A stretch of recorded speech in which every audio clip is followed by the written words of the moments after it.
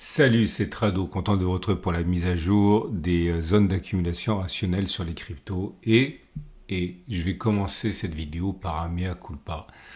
Je pense que je me suis trompé par rapport à la fin du bull run.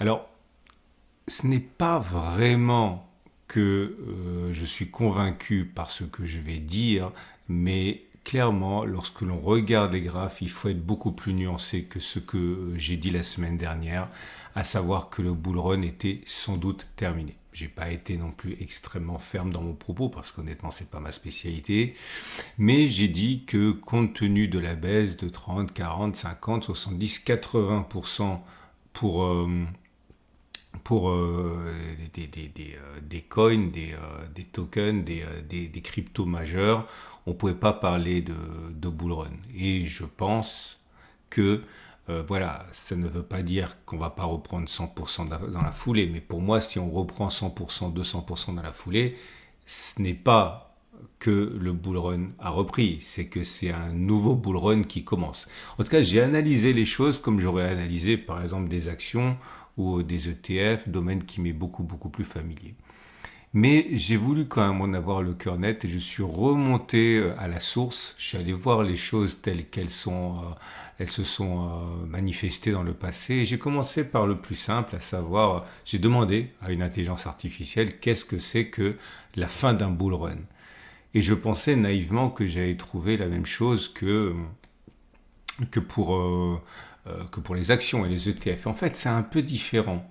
C'est un peu différent et plutôt que paraphraser, je vais vous montrer ce que, par exemple,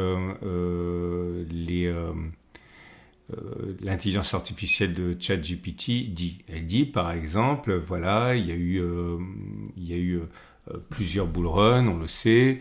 Historiquement, une baisse de plus de 50% montre souvent la fin d'un bull run, etc. Donc ça, c'est ce que j'avais en tête. Néanmoins, il semble bien que j'ai éludé le fait que rien n'est pareil sur les cryptos et rien n'est pareil sur Bitcoin. Et j'ai laissé passer l'idée sur laquelle, en fait, ça pouvait être le cas, mais souvent, c'est pas forcément le cas. Par exemple, on peut perdre 50, 60, 70% tant qu'on a un sentiment favorable des marchés et des intervenants, on n'est pas vraiment en fin de bull run. Et là, je vous avoue que il est vrai que je ne comprends pas grand-chose à ce concept, parce que pour moi, une action qui perd la moitié de sa valeur et n'est plus en bull run, encore une fois, elle peut repartir en bull run, mais ce serait un nouveau bull run qui a fait suite à la fin du premier bull run.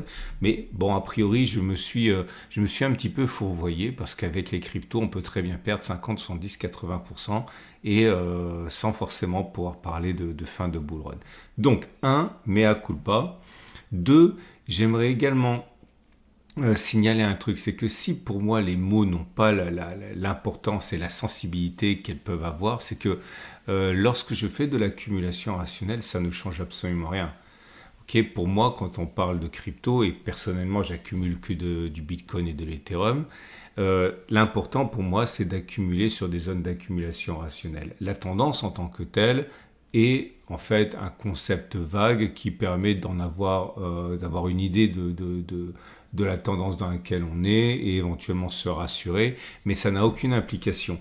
Donc voilà, je m'en voudrais que vous tiriez des conclusions trop hâtives par rapport au fait que j'ai dit que certaines données me donnaient l'impression qu'on était en fin de bull run. A priori, c'est pas le cas.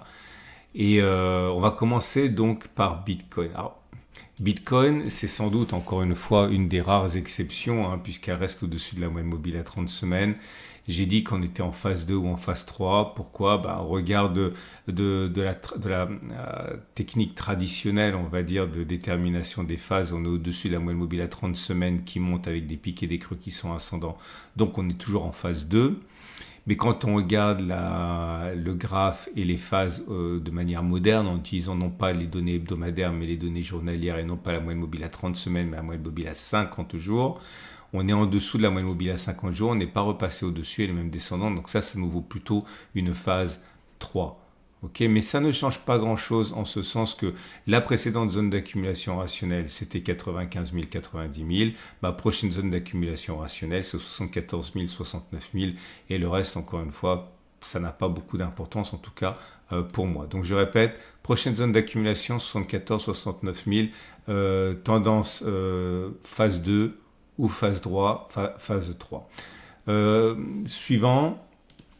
L'Ethereum qui lui pour le coup, bah voilà, hein, pour moi on est en dessous de la moyenne mobile à 30 semaines qui commence à descendre, c'est vraiment pas bon, pour moi c'est à minima une phase 3, on a perdu depuis les plus hauts 50%, 51%, mais là pour le coup je pense que tant qu'on ne clôture pas et tant qu'on préserve la zone d'accumulation rationnelle de 2500-2100, voilà, on n'est pas en phase 4. Hein. Ce qui est sûr, c'est qu'on n'est pas en phase 2, on n'est pas en phase haussière, mais on n'est pas en phase baissière. Il faudrait que la moyenne mobile à 30 semaines descende et qu'on soit en dessous. Ce n'est pas le cas pour l'instant.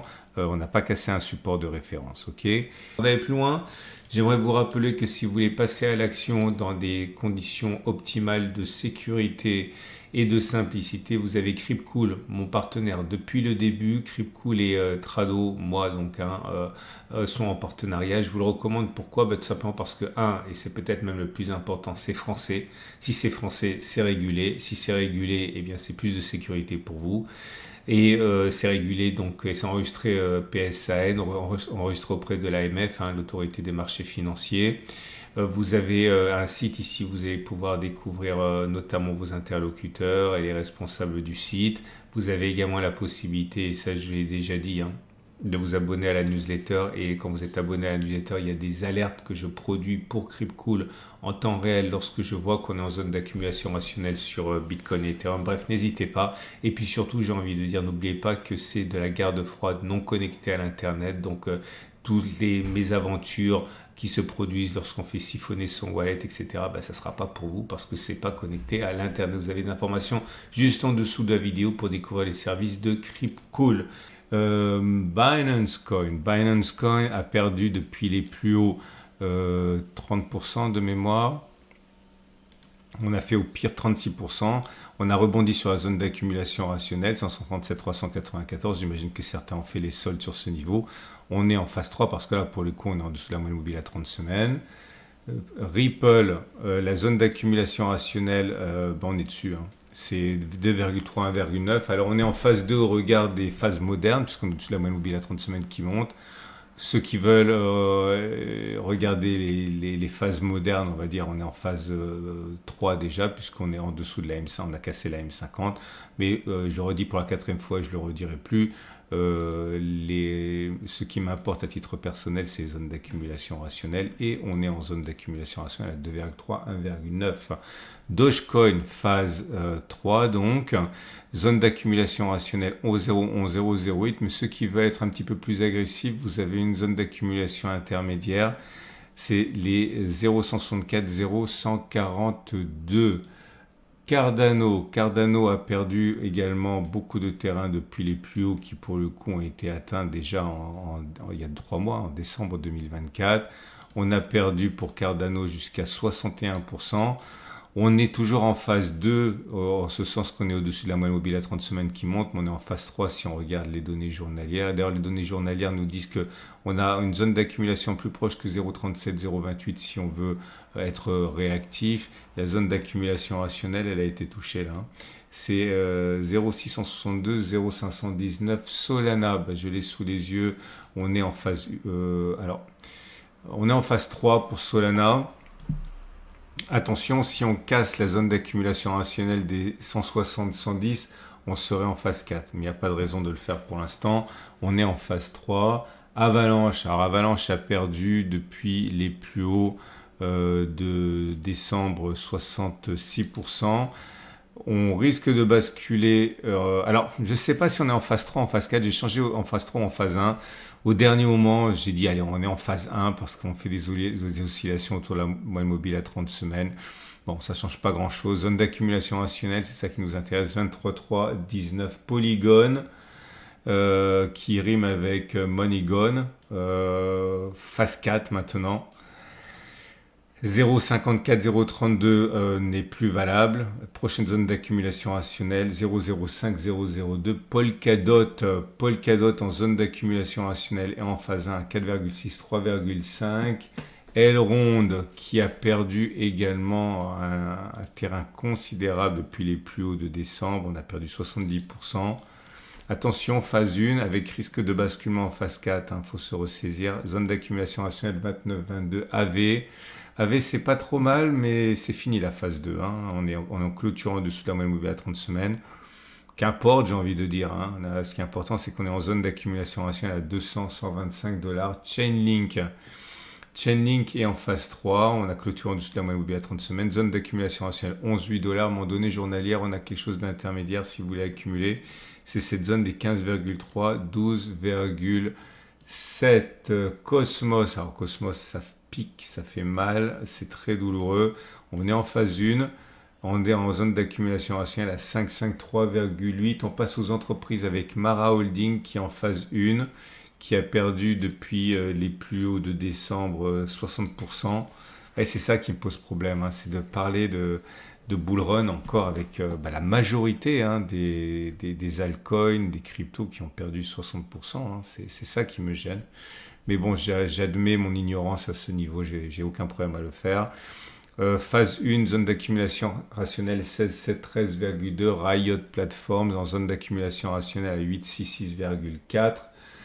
On a Coinbase qui est en phase 3, zone d'accumulation rationnelle 183, 147, mais je crois qu'on a quelque chose d'intermédiaire en données journalières avec, oui, on y est, c'est 200, 177. Vous avez pour terminer les deux dernières, c'est MicroStrategy qui est en phase 3 ou phase 2 ou 3, je ne sais pas, je dirais phase 3. Zone d'accumulation rationnelle, il faut aller la chercher en données journalières pour la plus proche. C'est 240, je crois. Ah non, pardon. La précédente, c'était 350, 320. On peut l'enlever, on n'a plus besoin. On a déjà renforcé dessus. Ceux qui étaient intéressés, c'est 247, 220. Et on termine avec CleanSpark en zone d'accumulation rationnelle actuellement sur les 9,6, 9,5, 6,3 dollars. Et on est en phase 1. Voilà, on a terminé. Je voudrais enchaîner en vous disant trois choses. La première, c'est que, je me répète, toutes mes excuses si j'ai mal utilisé le terme de bull run pour les cryptos. J'admets mon incompétence au niveau de ce marché-là. Moi, je suis un spécialiste de l'analyse technique, vraiment pas des cryptos. 2, n'oubliez pas qu'on s'en fiche et que pour le long terme, c'est les zones d'accumulation qui nous intéressent et on est sur des zones d'accumulation rationnelles. 3, si vous voulez en commentaire me dire des choses pour éclairer ma lanterne, des choses pratiques que je n'aurais pas comprises, allez-y. Je le redis, c'est pas ma spécialité du tout. Je suis analyste technique, pas spécialiste crypto, donc n'hésitez pas à me corriger. Ah oui, dernière chose, c'était très important. Je n'ai reçu à aucun moment depuis la vidéo dernière, des injures, des insultes, des moqueries, etc. Vous avez été véritablement soit d'un stoïcisme, soit d'une tolérance absolument incroyable, parce que je sais à quel point le milieu peut être agressif quand on s'en prend aux cryptos. J'ai reçu aucun message désagréable. Je voudrais vraiment vous remercier pour ça, parce que voilà, c'est très élégant de votre part, et 2, vous avez bien compris que c'est pas ma spécialité. Je vous donnerai rendez-vous la semaine prochaine pour la mise à jour.